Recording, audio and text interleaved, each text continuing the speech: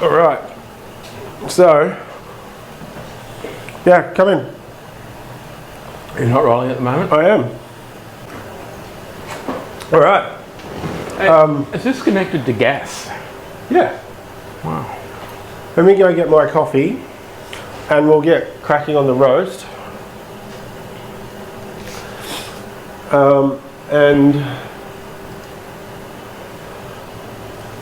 And we can play around with this.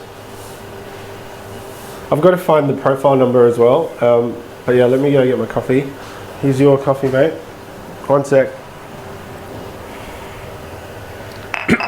So these are our minis. I didn't understand how they work. Okay, hold that.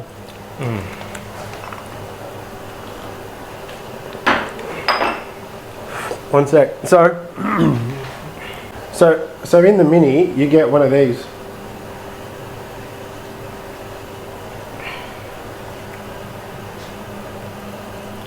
I have no idea. So hold up. I don't have to open it, but just tell me. I'll show you. It's a new contraption that's come out where you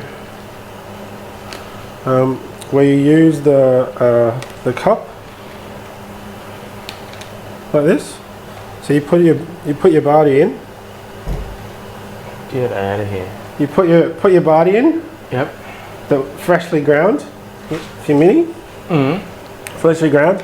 You pour it in, and then you get fresh coffee. Are you saying that's 1 cup of coffee? Yeah. I didn't realise it took that many beans for 1 cup of coffee. Well, that's probably too many, but we're going to put about 30 grams of coffee in there. Yep. Where it's on our website where you can actually select whether you can grind it yourself, because people have their own grinders. Yep. Or ground. Yep. And we'll grind this profile, the green El Salvador, perfectly for that application, and you get fresh coffee every time. Wow. How much would you pay for this, Mr. Will? I'm a bit stingy, but I know you are. You know that.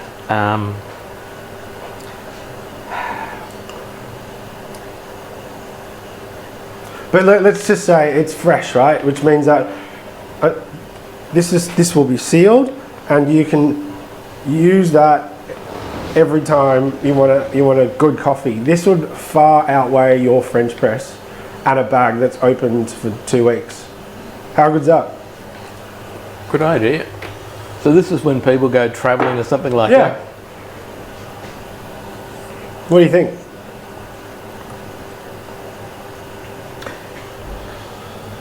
So if you're at home, you have all your own stuff, you just wouldn't do that. So it really is when you're travelling. And it wouldn't be like when you're travelling to Sydney, because you could pop down somewhere and maybe grab a coffee, but it was if you're travelling. Well, a lot of people don't have this set up at home, right? Which means that that's just it could be a everyday ritual if you at work, at home, if you want specialty coffee, and you know that your local cafe is just not what you're after. When would you ever do that, Bar? On a hike, I'd definitely take it on a hike. Or when you come to my place? Well, you know, I'd only bring the best to your house. Good. Because you're in Brisbane, aren't you? Yep. And you've converted to Barty, haven't you? I've got a subscription, yeah. Yeah, cool. Awesome. Actually, you know what? Just to give you a bit of perspective on the black Barty. I seriously prefer the green above the black. Yeah. By a long shot. Yeah, right. So this is probably 4-5 weeks old. Let's smell the difference. Yep, I can. I honestly can. Yeah? And that's just 4 or 5 weeks old. So if it's 4 or 5 weeks old, what are you going to do with it? You throw it out. And this is my problem in the whole coffee business, is that, you know, I keep harping on about this, but when it comes to like a Campos or like an All Press or Merlot, these big guys who are roasting locally, you know, 100,000 kilos, when you screw up a roast, what do you do with that coffee? When you say when you screw up a roast, when you make a mistake with it. Yeah, so over roast it, under roast it, and there's a particular profile that you have to follow, based on that you didn't read the ambient temperature correctly, the machine screwed up. Like there's so many variables. What do you do with that coffee? Wouldn't they have a very rigorous process for doing it? Not really. Everyone, you just bang, like I'll show you in a sec, you bang in some coffee, you follow a profile that's already been preset for you. I mean, for the red Barty, I've been working with the red Barty for, I don't know, 6 months now, so I know it to a T. But like, if it wasn't me roasting, and you have to follow a profile, like the risk and the risk of getting it wrong is really high. Which means that, what do you do with 100 kilos of coffee? Like, you can't just throw it out. That's like $100,000 of like revenue down the drain.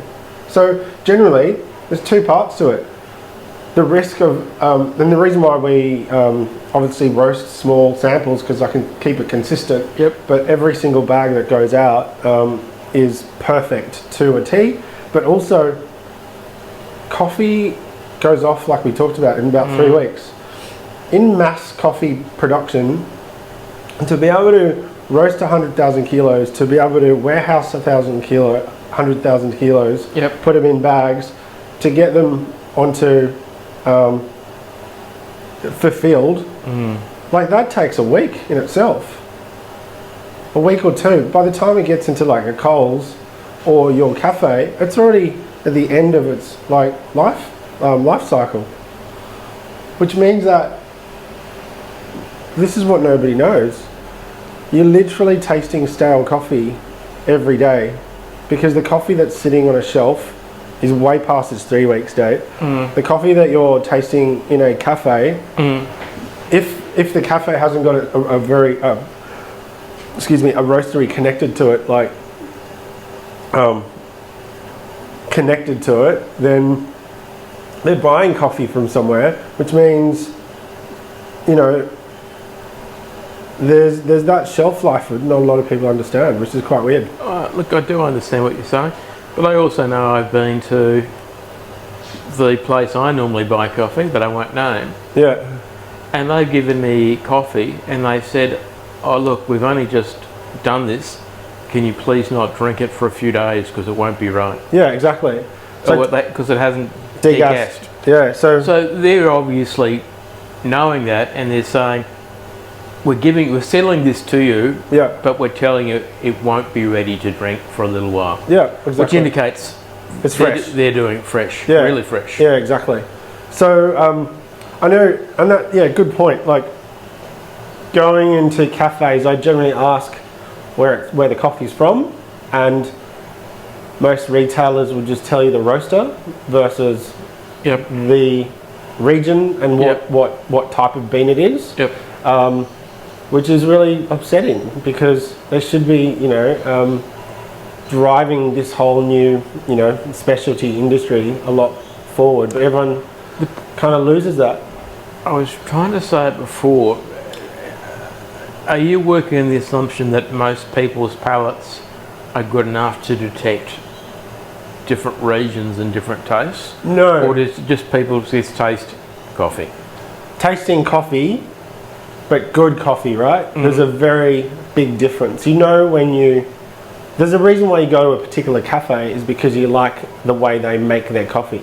The way they buy their coffee and the way that roaster, roasts that coffee. That's why you go there. When you go to a cafe and that you just go, oh, this is crap. And so, again, we're getting quite particular about our just our retail buying habits, and when it comes to fine dining and being foodies and so forth, coffee hasn't actually, people's understanding and knowledge about coffee isn't as far advanced as it is, in the food industry. And so, edit this out. Excuse me. I was just going to say about, if you have a bottle of wine, I could taste the difference between a $5 bottle of wine and a $70 bottle of wine. Yeah.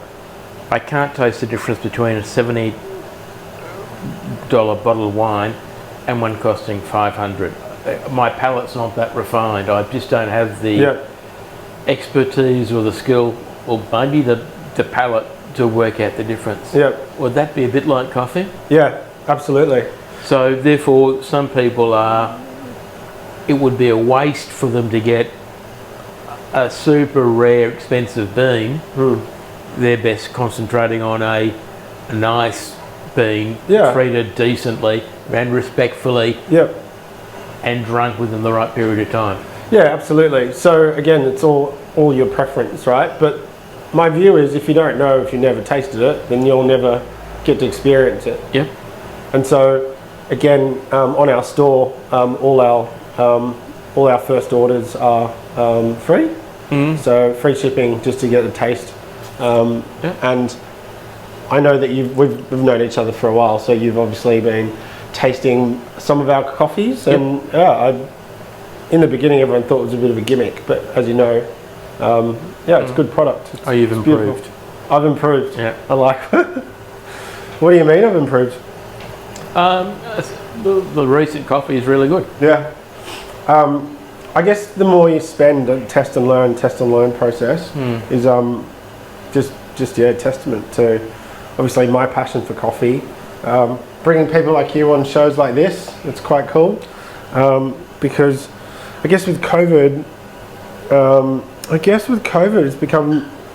it's become a bit of a, coffee has become, drinking coffee has changed a lot with COVID. In what way? Well, everyone can't leave their house, so they want a good cup at home. They don't want to go to a cafe, just obviously exposure to COVID, which means that this whole coffee game has exploded at home. And so I guess my read on it from a business perspective, it's really hard to find really good coffee at home. So again, we're made to order. You can jump on our website and purchase it, and by the time you gets to your house, it's degassed and it's ready to drink it the right way. Nice. So let me get started on the roast. So this particular bean, let me just find the profile. Can I just put that up there? Yeah, go ahead. Okay. So this particular bean and profile is 730, so 0730.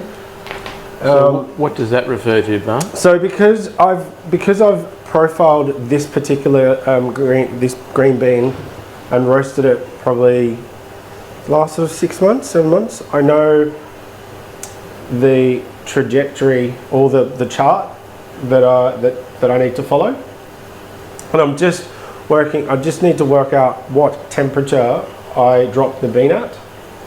And when you say drop your bean at, you mean put it in the machine? Put it in the machine. So there needs to be a particular temperature for the amount of kilograms in the drum, so that it profiles correctly. So I'm going to go find that.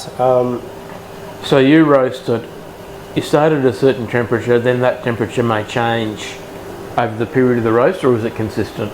No, it changes. So I increase the temperature as I cook it. So when you're ready, when we're ready, I'll get you to stand up and follow the beans. You just let me know when. Yeah, you're right.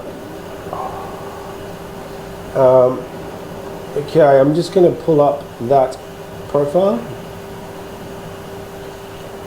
And you can put that profile from this laptop into your coffee machine? No, so how it works is this program, the software, monitors what's happening in there, in the roaster, and then I then tweak the roast as you go along. As I'm going. So I quite like the tactile piece. I'm quite a big ambassador for men's mental health. When it comes to roasting, for me on a Saturday, it's really being present. It's being really grounded. That was a joke. Did you get that? I got that. My Saturdays are all about just making sure that my wellness and my mental health, after a big week at work, you know, I find this quite, you know, therapeutic to be able to roast some coffee, to be able to spend half a morning fulfilling all the orders, and yeah, I quite enjoy the whole process, Nice. and also paying it forward. So yeah, so there's always something about watching someone taste really good coffee. All right, that's the profile. The red line or the Both. So there's two parts. There is the air that's kind of going through the machine, and then the heat of the drum. So this particular profile, I need to get it to 193. So if you watch me change or increase the air in the you'll see this dropping, temperature dropping. Yep. So I'm just going to get it to, so the gas is turned off as well, but I'm just going to drop it to 193. Here it is. I'm just going to pick it up again. It should turn back on.